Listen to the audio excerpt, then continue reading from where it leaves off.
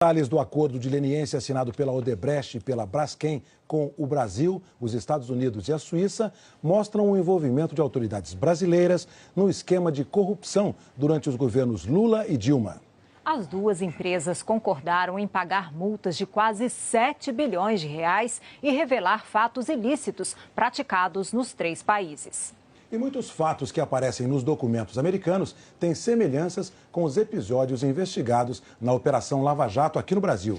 A reportagem é da correspondente Sandra Coutinho, de Nova York, e do repórter Marcelo Rocha, de Curitiba. O processo na justiça americana revela a rotina de pagamento de propinas em troca de vantagens para a Braskem de 2002 a 2014, seja na forma de isenções fiscais, fechamento de contratos com a Petrobras e até na aprovação de leis que tiveram impacto direto nos lucros da empresa. O processo descreve as ações dos principais envolvidos no esquema. A justiça americana não revela os nomes das pessoas investigadas. Se refere a autoridades e executivos usando números. Descreve como foram feitas as transações e os pagamentos e como isso beneficiou a Braskem. Na lista estão executivos do alto escalão da Braskem, identificados pelos números 1 e 2. Autoridades dos governos Lula e Dilma também são identificadas por números. No Poder Executivo, duas autoridades do mais alto escalão, 2 ministros, sendo um deles conselheiro do governo e mais tarde eleito para o Congresso, e um alto executivo da Petrobras. No Poder Legislativo, 3 autoridades de primeira linha. O processo se debruça sobre mais de uma década de operações da empresa. De 2002, durante o mandato do presidente Fernando Henrique Cardoso, a 2014, no mandato da presidente Dilma. O Departamento de Justiça não cita nenhum exemplo durante o governo Fernando Henrique. Destaca as operações em 8 anos, de 2006 a 2014, no segundo mandato do presidente Lula e no primeiro da presidente Dilma. Só em 2006, a Braskem passou a ter autonomia para distribuir suborno a políticos sem a interferência da Odebrecht. O departamento entregava propinas a políticos e partidos através de empresas offshore. Essas transações não entravam na contabilidade oficial da empresa, caíam no chamado Caixa 2 e algumas vezes passavam por até 3 instituições antes de cair na conta do beneficiário final. Os investigadores americanos destacam que outra forma de desviar dinheiro era através de doleiros. Alguns pagamentos eram feitos usando malas cheias de dinheiro, que eram entregues diretamente aos envolvidos. O processo na justiça americana, que trata apenas da Odebrecht, revela que a empresa chegou a comprar um banco no paraíso fiscal de Antígua, no Caribe, para efetuar o pagamento de propinas a políticos sem levantar suspeitas. O banco seria uma subsidiária de uma instituição austríaca e ajudou a elaborar contratos fictícios para justificar transferências do departamento de propinas da empresa. Aqui no Paraná, a Lava Jato investiga a compra de um banco por operadores e executivos que, segundo o Ministério Público, são ligados ao Odebrecht. Um dos delatores da Lava Jato, Vinícius Borim, afirmou que primeiro abriu, a pedido de um operador da Odebrecht, diversas contas no Antigua Overseas Bank, no Caribe. Lá teriam movimentado $1 bilhão. De acordo com o mesmo delator, depois que o banco fechou em 2010, um dos executivos da Odebrecht propôs a compra de parte de um outro banco, o Mayan Bank Antigua.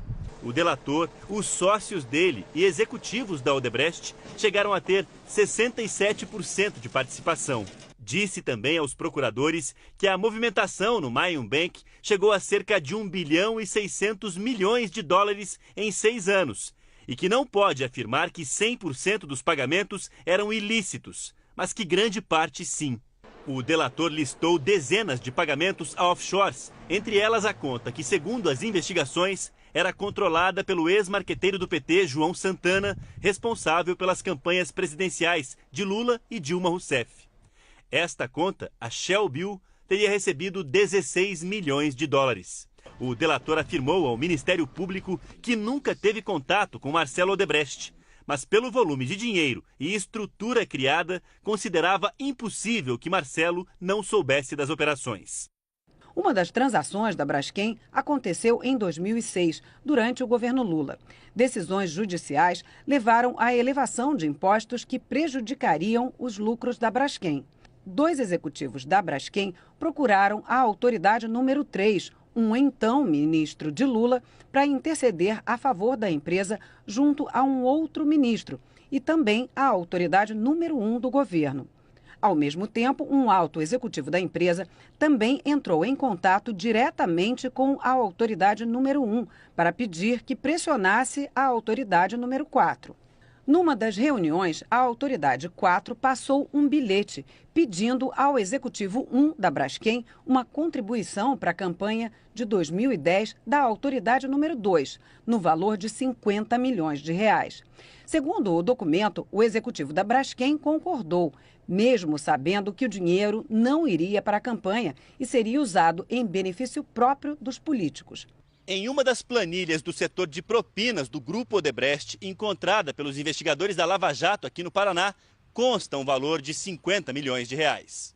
O valor aparece como saldo em 2012 e 2013 e está relacionado ao codinome Pós-Itália. Segundo as investigações, há indícios de que o codinome seja do ex-ministro Guido Mantega.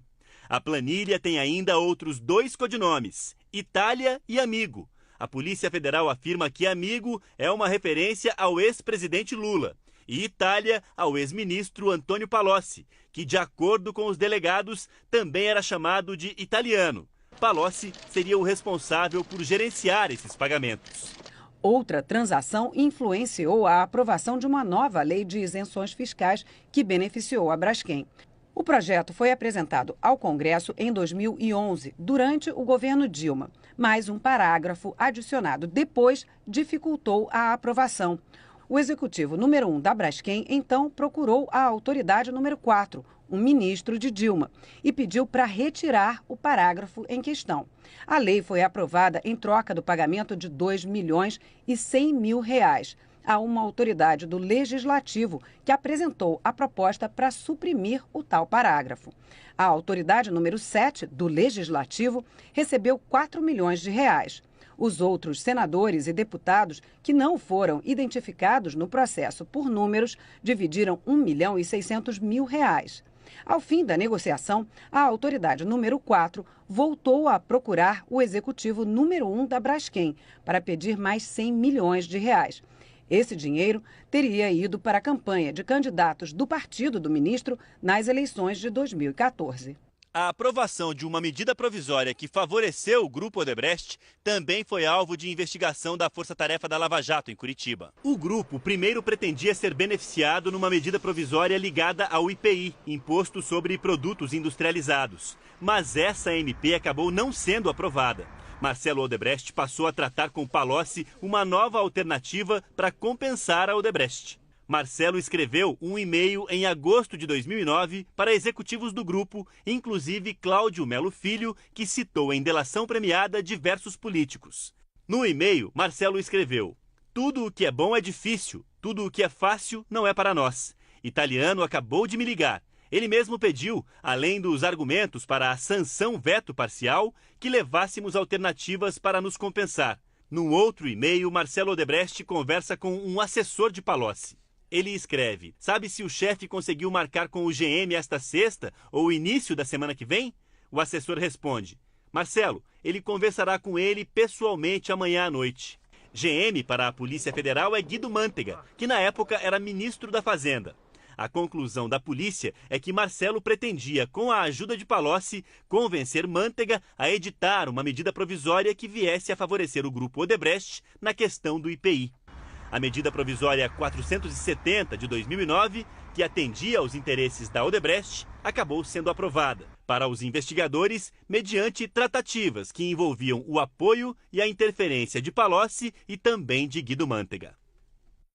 O Departamento de Justiça americano afirma que a Braskem não informou voluntariamente à Justiça as condutas criminosas e que, por isso, não recebeu um desconto na multa que vai pagar. A empresa também não teve direito a descontos adicionais, porque, segundo as autoridades americanas, só começou a cooperar integralmente depois que os investigadores já tinham obtido provas significativas de forma independente.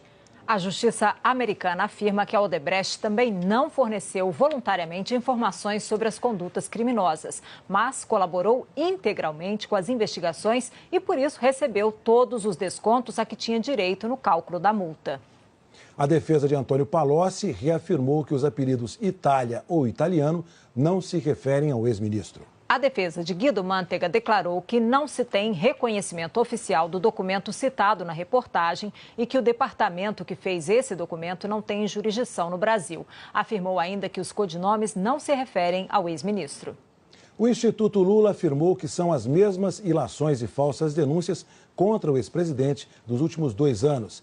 Que, abre aspas, uma mentira será sempre uma mentira em português ou inglês, fecha aspas. E que agora a Lava Jato apela para uma estranha parceria com procuradores de um país estrangeiro para obter alguma credibilidade. Na nota, o Instituto afirma também que nem no Brasil, nem em qualquer país do mundo existem provas de envolvimento do ex-presidente Lula em desvios de dinheiro. A defesa de João Santana informou que todas as movimentações bancárias dele no exterior já foram devidamente declaradas à Justiça. A assessoria da ex-presidente Dilma Rousseff disse que ela jamais intercedeu junto a empresários para pagamento de fornecedores de suas campanhas, via Caixa 2, recursos não contabilizados ou em paraísos fiscais. E que João Santana recebeu 70 milhões de reais em 2014 pelos serviços prestados, conforme a prestação de contas encaminhada à Justiça Eleitoral. A Braskem declarou que não comenta os casos específicos contidos no acordo de leniência, pelo qual pagará mais de 3 bilhões de reais em multa e indenização.